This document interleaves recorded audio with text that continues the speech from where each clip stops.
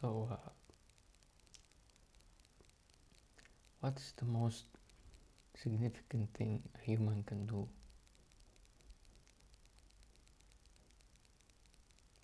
The human can do many things, you see, and there is this progress where he feels there's progress. That makes more happiness. There's progress.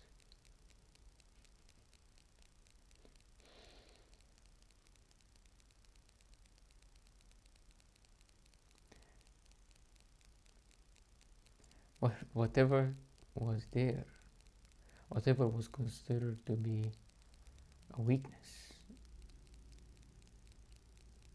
is gone.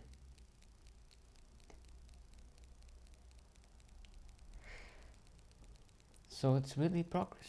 You have to progress.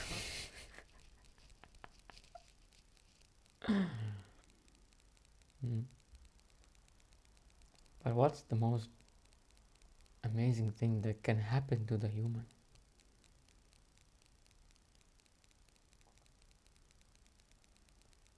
Or maybe what's the most amazing thing that can happen?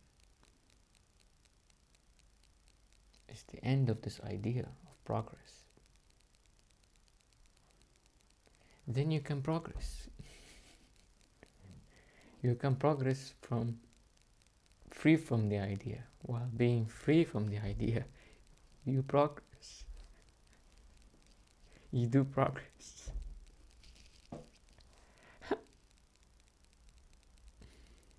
That's different. You see. When you're progressing and you have no choice, you think it's the only way out.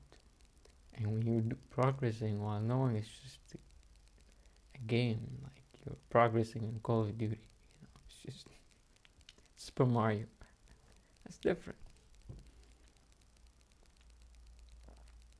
Both can create a feeling of euphoria that, at different level,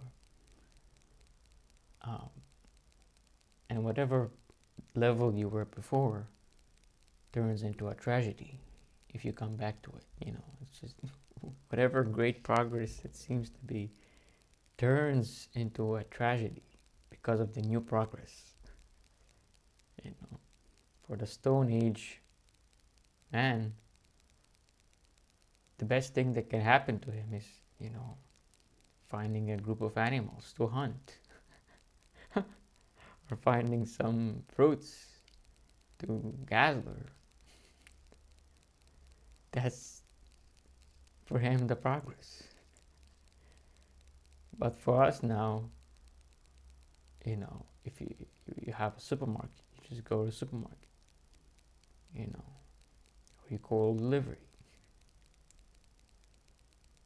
So looking for animals in the wild is not enough. There's a lot of work that you have to do to kill the animal or to use the plant.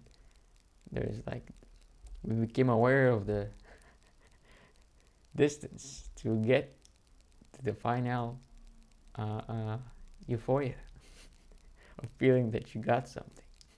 You became more aware of the space because you found a faster way to get there, to get to the objective. So it turned into a tragedy. If you're living in the wild, no access to supermarkets, electricity, some people might find it, okay, that's natural or whatever. But others would think it's tragic, just living in the street, like living in wild, you have no home. The cave was the best thing that can ever happen to the Stone Age man.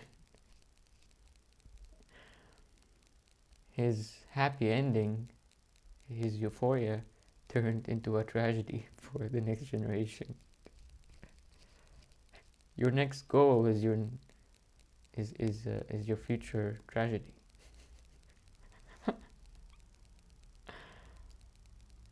So that's the game, So in the ultimate sense, there is really no tragedy and there is no euphoria. It's just part of the play.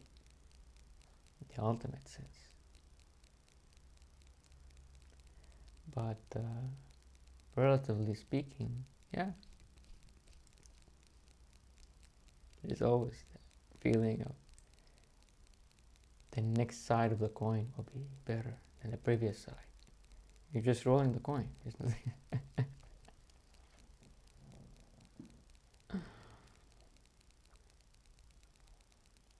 Oh, yes. Um, so, whatever creates the greatest feeling of euphoria, greatest feeling of progress, greatest feeling of emptiness, of the bad things, emptiness of blocks, uh, empowers you somehow. That is the greatest thing a human can do. The greatest thing that can happen, though, is that the idea itself being just another idea. In a way, well, it is a fact. It just seems to be not happening when there's a lot of ideas of weakness, of contraction, that I really need to do this. Seems that contraction seems to hide the fact that it's just another heavy idea, another seed that is just the nature of life being itself, and it has always been. And there's just a coin. That seems to be like it's not the case, you know. Takes a contrast, a very sharp contrast of that energy going, being emptied out, that very sharp contrast, so that maybe in between the two you can see it's just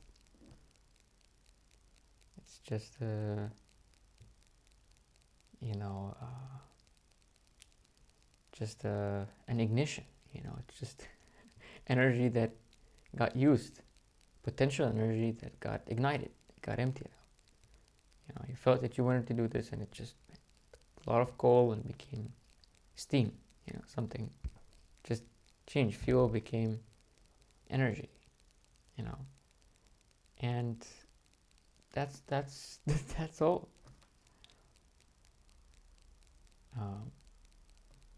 That then you say, oh yeah, I already know that. I already know it's just, but it just seemed to be that, you know, that this need was so strong that it seemed to be everything for me. You know, it just seemed to be everything.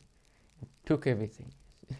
It just seemed, and I always knew that you know, that there is that life is perfect, but it's just there was so much potential energy that needed to express itself in it, and that's all. It needed to be, yeah, combusted.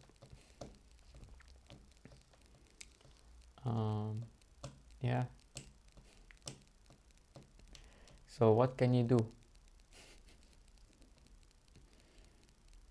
You know, anything. Sandbox.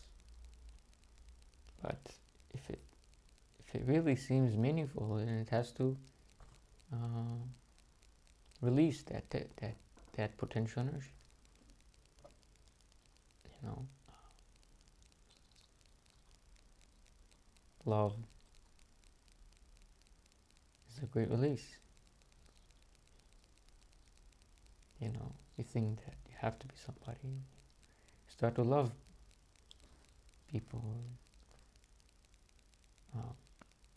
and you see what is the intimate thing to you in others.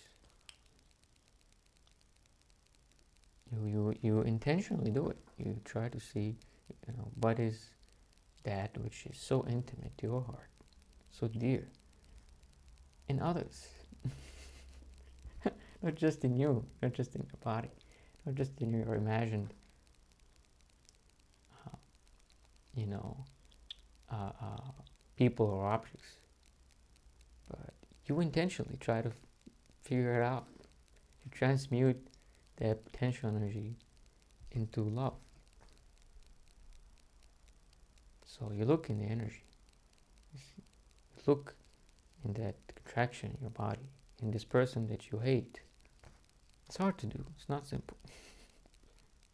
Because it's a condition. You do something in order to get somewhere.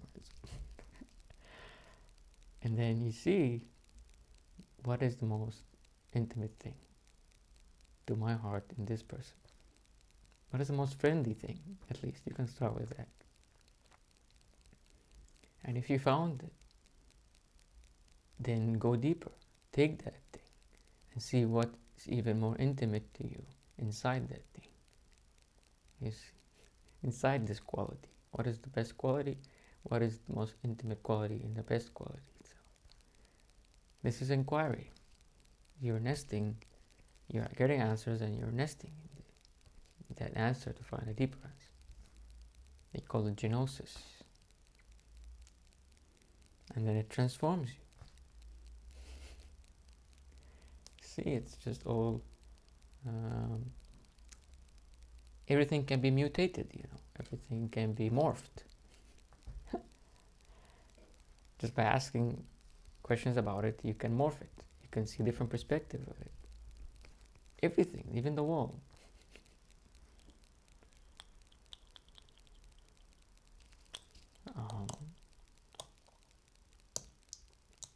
Look and you will find.